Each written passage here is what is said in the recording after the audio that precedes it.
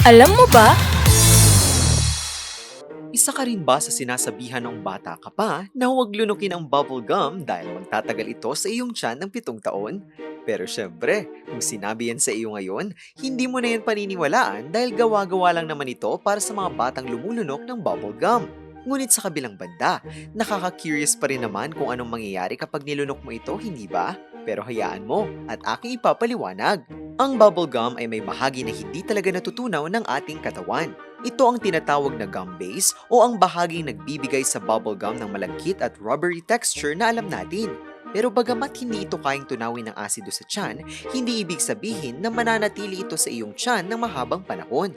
Kapag sakaling aksidente mong nalunok ang bubble gum, dumadaan ito sa ating digestive system katulad ng ibang bagay na hindi kailangang himayin o tunawin ng katawan. At pagdating sa dulo ng prosesong ito, nailalabas din naman ang gum kasama ng dumi matapos ang 1 o hanggang 3 araw. Pero may isang bagay na dapat pa ring tandaan ha, hindi dahil hindi ito nagtatagal sa tiyan ay pwede na nating lunukin ang bubble gum. Kung sobrang dami kasi ang iyong nilunok, lalo na kapag may kasamang ibang hindi natutunaw na bagay, pagamat bibihira, pwede itong magdulot ng pagbara sa digestive tract. Kaya kung nakalunok ka ng bubble gum noong bata ka, huwag kang mag-alala, hindi yun inabot ng 7 taon sa iyong tiyan. May trivia pa ba kayong nais malaman? I-comment na yan at ito ay aming aalamin. Ngayon, alam mo na!